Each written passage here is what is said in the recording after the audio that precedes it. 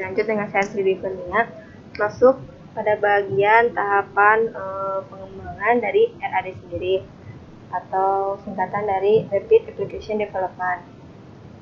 Sebelum masuk pada tahap pengembangan sendiri, RAD ini memiliki pilar atau komponen tersendiri karena sebelum sudah dibahas bahwa mungkin kita dapat disimpulkan bahwa RAD ini tuh versi adaptasi dari waterfall, namun kelebihannya dapat lebih cepat pada proses pembuatan sistemnya. Itu tadi kenapa dia bisa lebih cepat, karena RAD ini memiliki pilar tersendiri atau komponen-komponen tersendiri dalam tahap proses pembuatannya. Mungkin bisa dilihat ini ada 4 pilar atau komponen yang dibutuhkan dalam pendekatan RAD ini menurut James Martin. Oke, lanjut. Yang pertama ada manajemen. Manajemen di sini tuh proses memanage adanya atau keberlangsungan pembuatan RAD ini. Yang pertama ini ada manajemen dari orang-orang yang berada pada level manajemen yang bisa beradaptasi dengan cepat untuk menggunakan metode baru. Karena RAD ini hadir jika dibutuhkan saja, jadi orang akan membuat satu perangkat lunak jika memang itu dibutuhkan.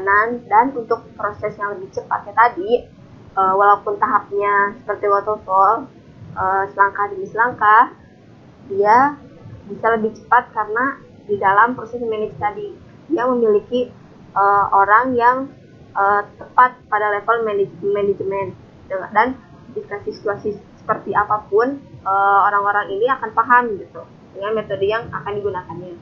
Lalu yang kedua ada people. Kalau manajemen tadi hanya berisikan orang-orang tertentu pada level manajemen, namun people di sini lebih ke tim pengembangan sistemnya dari awal maupun akhir, dari proses analisis hingga perawatannya tadi. Di sini dijelaskan bahwa tim pengembangan sistem profesional dalam menggunakan metode-metode pengembangan sistem dan tools yang dibutuhkan. Atau people ini bisa disebut sebagai support system, jadi yang menganalisis kebutuhannya, kelebihan kekurangannya hingga ancaman dari sistem yang dia buat gitu. Lalu ada metodologi itu lebih membahas pada metodenya. Di sini metode RAD yang dikenal dengan RAD life cycle. Kenapa disebut life cycle? Karena memang hadir sesuai kebutuhan kita sebagai yang merancang sistem dengan melakukan memakai tahap RAD ini akan lebih mementingkan kebutuhannya tadi, life, kehidupan kita gitu. Yang mungkin mau kita bikin itu apa, seperti apa. Jadi membuat tidak seperti yang umumnya harus ada A, B, C, D, namun lebih ditekankan pada apa yang kita butuhkan, tujuannya dan apa yang kita butuhkan. Jadi bentuknya seperti melingkar gitu, beda dengan spiral, namun dia lebih ke bertahap. Namun jika misalkan yang A-nya belum selesai, tapi yang untuk step berikutnya dia bisa melanjutkan gitu, namun itu terus memutar, adanya konfirmasi segala macam gitu. Lalu yang terakhir ada tools. Tools di sini lebih ke adanya fasilitas dalam pembuatannya. Ada computer aided software engineering atau CAS, dan 4 tahun generation language. Kalau untuk computer aided-nya atau CAS-nya sendiri itu lebih ke menekankan pada tools untuk mengambil sesi dokumentasi dan rancangan database-nya. Ketika sistem ini dibuat, alat yang ada tuh tidak sia-sia gitu. Jadi ketika kita membuat apa saja yang sudah kita buat itu direkam oleh case itu sendiri. Jadi sehingga RAD ini sistem yang lebih sedikit unggul gitu. Dan ada 4 tahun generation language-nya, itu memfasilitasi untuk pembuatan prototype dan pembuatan kode program. Mungkin kode programnya lebih bisa dipahami, lebih mudah digunakan atau semacamnya gitu. Namun dia punya generate language sendiri gitu. Lalu lanjut pada tahapannya. Di sini ada 4 tahapan. Lebih umumnya RAD ini memiliki 4 tahapan. Yang pertama ada recruitment planning.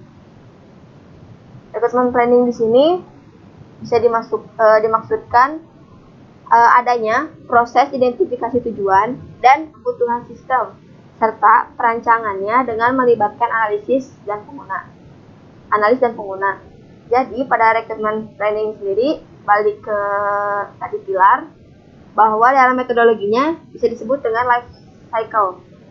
Dia emang berputar karena mencari tahu apa yang dibutuhkan oleh si pengguna.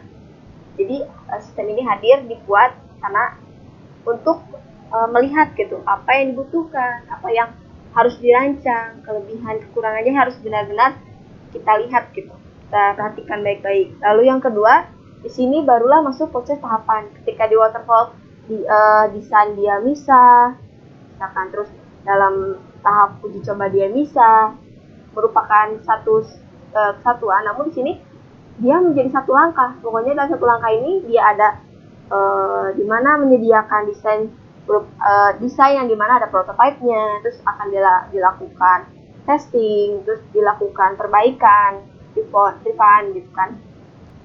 Kita lihat penjelasannya untuk tahap kedua ini.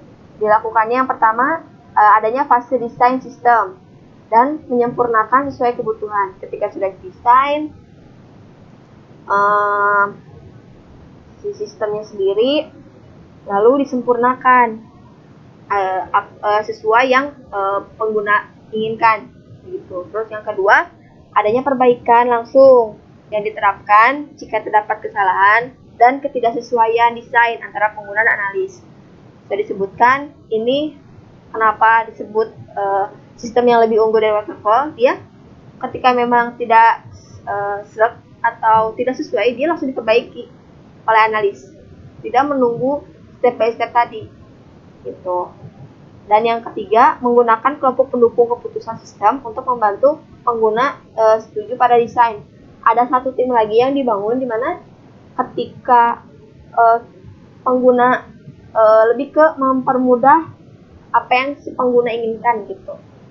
Lalu ada construction di sini lebih ke mulainya proses pembuatan sistem sendiri berdasarkan hasil yang sudah direncanakan sebelumnya dan desain yang sudah direncanakan sebelumnya. Lalu adanya tahap pengujian di sini. Bedanya dengan bedanya dengan waterfall, pengguna dilibatkan tuh pada proses testingnya doang. Tapi kalau maksudnya udah masuk ke uji coba baru bisa gitu. Namun ketika di rapid application development ini, pengguna ataupun analis bisa langsung bekerja sama pada proses tadi di user design begitu.